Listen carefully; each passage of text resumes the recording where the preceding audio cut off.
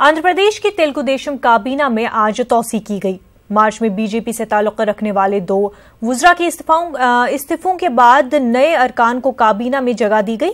Governor ESL Narasimhan ने वुज़रा को ओहदे और राजदारी का हलफ दिलाया। 4.5 साल बाद आंध्र प्रदेश काबीना में मुस्लिम नुमाइंदगी दी गई है।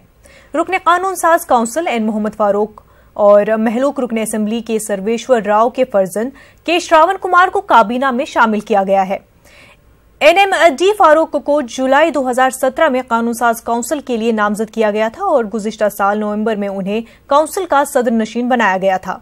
नक्सल हमले में हलाक अराकू रुकने असेंबली के सर्वेश्वर राव के फर्जंद के श्रावण काबीना में शमूलियत के जरिए अपने सियासी करियर का आगाज किया।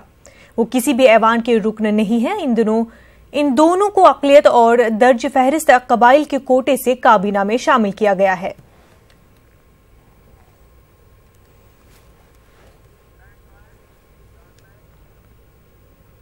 मुल्क भर में 2 सियासी ग्रुप तश्कील दिए गए हैं। एक बीजेपी का हिमायती ग्रुप, दूसरा बीजेपी का मुखालिफ ग्रुप। चंद्रबाबू नायडू ने ट्विटर के जरिए TRS से सवाल किया है कि KCR वाज़ेह करें कि TRS किस सियासी ग्रुप में शामिल है। चंद्रबाबू नायडू ने कहा कि मुल्क में जमहूरियत खतरे में है। जमहूरियत के तहफ़्फ़ुज़ के लिए बीजेपी के खिलाफ थर्ड फ्रंट तश्कील दिया गया है। ऐसे हालात में तमाम इलाकाई पार्टी को एक प्लेटफॉर्म पर आना वक्त की अहम जरूरत है।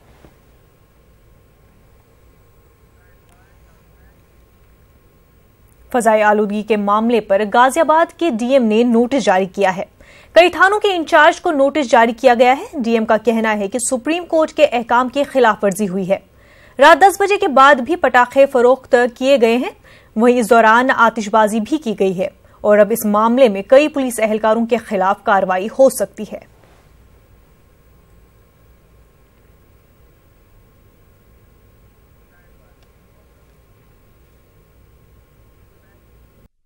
दिल्ली में अभी भी फजा जहर आलूद है। दिवाली के 4 दिन गुजर जाने के बाद भी आलूदगी की सतह में कोई कमी नहीं आई है।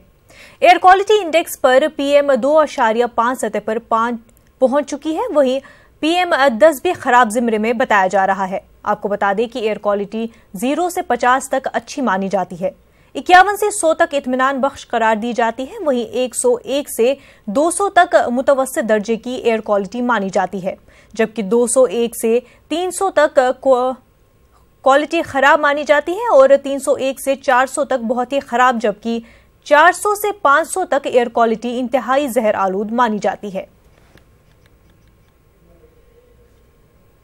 दिल्ली में प्रदूषण कम होने का नाम नहीं ले रहा है। दिन प्रतिदिन प्रदूषण बढ़ता दिखाई पड़ रहा है। मैं इस वक्त मौसम विभाग के बाहर मौजूद हूं। आप देख सकते हैं PM 2.5 का लेवल लाल निशान से ऊपर पहुंच चुका है और PM 10 का लेवल भी खतरे के निशान से काफ़ी ऊपर चल रहा है, जिसकी वजह से दिल्ली वासियों को जहरीली हवा में सांस लेना पड़ रहा है और काफ़ी परेशानियों का सामना करना पड़ रहा है। एक तरफ जहां दिवाली के प्रदूषण से छुटकारा नहीं मिला था, वहीं दूसरी तरफ पंजाब में पराली जलाने की घटना सामने आती है। पंजाब के मालवा ज़िले में पराली जलाने से दिल्ली NCR में प्रदूषण का स्तर काफ़ी बढ़ सकता है और आने वाले समय में काफ़ी परेशानियों का सामना करना पड़ सकता है। ऐसे में ज़रूरत है सरकार को मुस्तैद होने की और कुछ ठोस कदम उठाने की। कैमरामैन हन्नू के साथ मैं मृदुल, न्यूज़ 18 नई दिल्ली। मुंबई के आज़ाद मैदान में जारी सहरोज़ा आलमी सुन्नी इज्तिमा का आज आखिरी दिन है।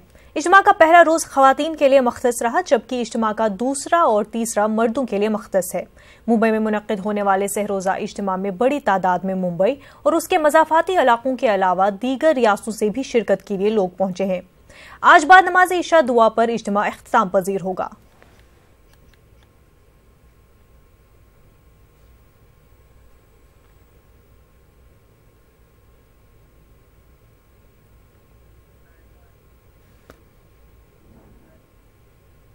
झारखंड की राजधानी रांची में मौलाना आजाद की 123वीं सालगिरह के मौके पर एक जुलूस निकाला गया।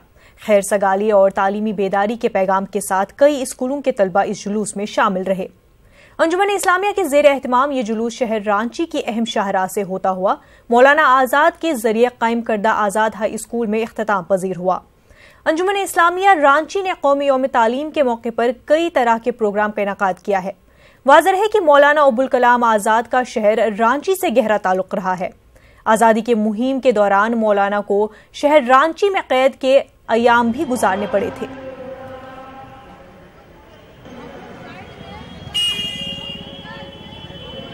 आज मौलाना अबुल कलाम आज़ाद रहमतुल्लाह अलैह की यौम पैदाइश है। 11 नवंबर 1888 को उनकी पैदाइश हुई थी।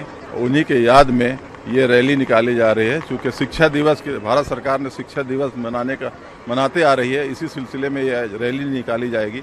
और वो भारत के प्रथम शिक्षा मंत्री रह चुके हैं और फ्रीडम फाइटर रह चुके हैं। उन्होंने गांधी जी के साथ मिलकर आज़ादी की लड़ाई लड़ी और काफ़ी जद्दोजहद के बाद भारत को आज़ाद दिलाने में उनकी भूमिका अहम रही, जिसमें ख़ास तौर पर उनका साथ दिया पटेल साहब ने दिया, सरदार पटेल साहब ने।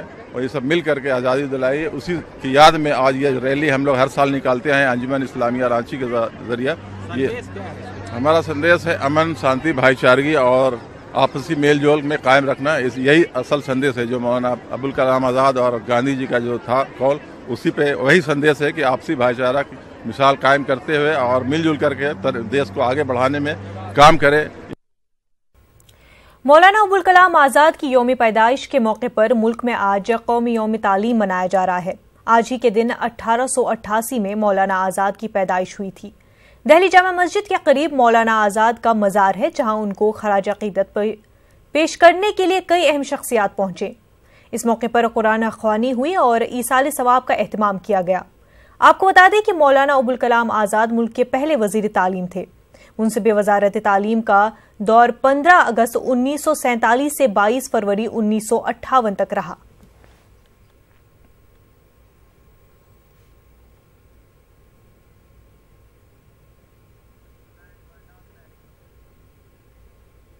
कौमी यौम तालीम के मौके पर मौलाना आज़ाद नेशनल उर्दू यूनिवर्सिटी के चांसलर ने कांग्रेस को सख्त तनकीद का निशाना बनाया। उन्होंने कहा कि कांग्रेस ने शुरू से ही मौलाना आज़ाद को फरामोश किया है। इसी सिलसिले में फिरोज बख्त अहमद ने न्यूज़ 18 से खास गुफ्तगू की। आज मुल्क के पहले वजीर तालीम मौलाना अबुल कलाम आज़ाद का यौम पैदाइश है। आज़ाद ख़ानदान के चश्म-ओ-चिराग़ फिरोज बख्त अहमद हमारे साथ हैं। फिरोज भाई, हम देख रहे हैं कि जिस सरकारी सतह पर मौलाना आज़ाद का एजाज़ होना चाहिए था वो एजाज़ नहीं होता दिखाई दे रहा है। कई तरह के ट्वीट तो आए हैं, पर क्या ये ट्वीट काफ़ी हैं? देखिए, ट्वीट की अपनी अहमियत है। ICCR जो 1958 से साल में 2 बार ये फंक्शन कराती है, उनके यौम इस्तेसाल पे और यौम विलादत पे, वो भी ठीक है। लेकिन असल तो जब होगा जब मौलाना के बारे में हर आदमी जाने। मेरी जो अपनी यूनिवर्सिटी है वहाँ एक बच्चा बड़ा अच्छा इंटरव्यू दे रहा था, लेकिन मौलाना का नाम उन्होंने लिया मौलाना अब्दुल कलाम आज़ाद, नाम भी पूरा नहीं पता। APJ अब्दुल कलाम जो अग्नि मैन थे वो तो अलग ही हस्ती थे, तो लोगों को पता नहीं। मैं तो आपके चैनल से जो किताबें छपती हैं कोर्स में, चाहे वो NCERT की हैं, एक चैप्टर मौलाना आज़ाद के ऊपर होना चाहिए। अगर तारीख़ की बात करें, हम देखते हैं कि जब मुल्क की तकसीम हो रही थी तो मौलाना आज़ाद के बारे में ये कहा गया कि मौलाना आज़ाद किसी तरह से बंटवारे के लिए, तकसीम के लिए तैयार नहीं हुए, दूसरे लोग तैयार हो गए थे। ये क्या इसमें कोई सच्चाई है? बिल्कुल सच है बात।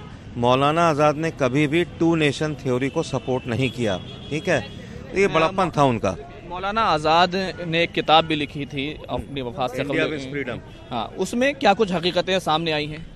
देखिए, इंडिया विंस फ्रीडम के जो आखिरी 30 सफ़ात थे वो मौलाना आज़ाद के वो इजहार ख़यालात थे कि जिसमें उन्होंने अपनी नाराज़गी जाहिर की थी पंडित जवाहरलाल नेहरू और गांधी से, क्योंकि गांधी जी ने उनसे वायदा किया था पंडित नेहरू से कि मुल्क तकसीम नहीं होगा, बंटवारा नहीं होगा, अगर बंटवारा हुआ हिंदुस्तान का तो मेरी लाश पे होगा। ये वायदा गांधी जी ने मौलाना आज़ाद से किया था। क्या इसी बात की सज़ा जो है वो मौलाना आज़ाद को मिलती रही जब तक कांग्रेस जो है इख्तिदार में रही? देखिए, कांग्रेस ने किसी को प्रमोट नहीं किया। हो सकता है उन्होंने मौलाना आज़ाद को इस बात की सज़ा दी हो, सिवाय नेहरू फैमिली के, चाहे वो पंडित नेहरू हों, मिसेस गांधी हों, राजीव गांधी हों, या अब आगे जाके ये आपके राहुल गांधी एंड कंपनी हो जाएंगे, सिवाय इन लोगों के कांग्रेस ने किसी को नहीं गर्दाना। आप ही देखिए, कहाँ हैं बाबू राजेंद्र प्रसाद, कहाँ हैं लाल बहादुर शास्त्री, कहाँ हैं आप देख लीजिए आपके लाला लाजपत राय। तो कांग्रेस ने तो किसी को नहीं समझा सिवाय नेहरू फैमिली के। तो मौलाना आज़ाद भी उसी में लपेटे गए। जबकि अजीब बात हम देख रहे हैं कि अभी तक राहुल गांधी की तरफ से कोई ट्वीट मौलाना आज़ाद को लेकर के नहीं आया है। एक दफ़ा हमारे दोस्त मेरी मुलाकात हुई राहुल गांधी से, उन्होंने पंडित नेहरू और मौलाना आज़ाद की फ़ोटो राहुल गांधी को दिखाई, तो राहुल गांधी अपने नाना को तो पहचान गए, पंडित नेहरू को। मौलाना पे उंगली रख के कहते हैं मौलाना आज़ाद पे ये कौन है, तो उन्हें बताया गया ये आपके नाना के सबसे करीबी दोस्तों में थे। तो अब करेंगे ट्वीट तो अच्छी बात है, नहीं करेंगे तो ये कैरेक्टर दिखाएगा कांग्रेस का, किस तरह से मौलाना को इग्नोर किया गया है इतने सालों। ये थे फिरोज बख्त अहमद, जिन्होंने एक बड़ा आरोप लगाया है कि कांग्रेस ने जानबूझकर के मौलाना आज़ाद को जो है वो फरामोश किया है, बल्कि राहुल गांधी तो मौलाना आज़ाद को पहचानते तक नहीं है। कैमरामैन हरीश के साथ खुर्रम शहजाद, न्यूज़ 18 दिल्ली। जंग आज़ादी के अजीम कौमी रहनुमा, मुफक्किर, अजीम सहाफ़ी, शायर और अदीब व बेबाक मुकर्रिर मौलाना अबुल कलाम का आज यौम पैदाइश है। 2008 से हर साल 11 नवंबर कौमी यौम तालीम के तौर पर मनाया जाता है। मुल्क के पहले वजीर तालीम मौलाना अबुल कलाम आज़ाद थे। 1992 में मौलाना को उनकी खिदमात के लिए भारत रत्न से भी नवाजा गया। मौलाना अबुल कलाम आज़ाद का आज 131वां यौम पैदाइश है। मौलाना अबुल कलाम आज़ाद मक्का मुअज़्ज़मा में 11 नवंबर 1888 को पैदा हुए। मौलाना अबुल कलाम आज़ाद हमगीर शख्सियत के मालिक थे। जंग आज़ादी के अजीम कौमी रहनुमा, मुफक्किर, अजीम सहाफ़ी, शायर और अदीब व बेबाक मुकर्रिर, दानिश्वर और आलिम दीन भी थे। कौमी तहरीक के हक में और बरतानवी हुकूमत के खिलाफ मौलाना अबुल कलाम आज़ाद ने तहरीरी मुहिम चला रखी थी, जिसके लिए उन्हें कैदो बंद की सऊबतें भी झेलनी पड़ी। 1912 में उर्दू हफ्तवार अल हिलाल जारी किया, जो अंग्रेज मुखालिफ और हुब्बुल वतनी पर मबनी मवाद के लिए काफी मकबूल हुआ, लेकिन हुकूमत ने इस पर 1914 में पाबंदी आयद कर दी। लेकिन मौलाना आज़ाद ने अल बलाग के नाम से दूसरा अखबार शुरू कर दिया और कौमी आज़ादी के अपने मिशन को जारी रखा। 1919 में मौलाना ने रांची में मदरसा इस्लामिया की बुनियाद रखी। मौलाना आज़ाद महात्मा गांधी की आइडियोलॉजी से बहुत मुतासिर थे, उनके हर कदम में साथ खड़े रहते थे। 1923 में वो इंडियन नेशनल कांग्रेस के सदर बनाए गए। आज़ादी के बाद मौलाना अबुल कलाम आज़ाद मुल्क के पहले वजीर तालीम मुकर्रर किए गए। 15 अगस्त 1947 ता 2 फरवरी 1958 तक मौलाना अबुल कलाम आज़ाद मुल्क के पहले वजीर तालीम रहे। वहीं मौलाना को उनकी खिदमात के लिए भारत रत्न से भी नवाजा गया। तालीम के शोबे में उनकी काविशों को देखते हुए ही 11 नवंबर यानी मौलाना आज़ाद के यौम पैदाइश को कौमी यौम तालीम की शक्ल में मनाया जाता है। मेरी तस्वीर के ये नक्श जरा गौर से देख, इसमें एक दौर की तारीख नजर आएगी। Bureau report, news 18 Urdu.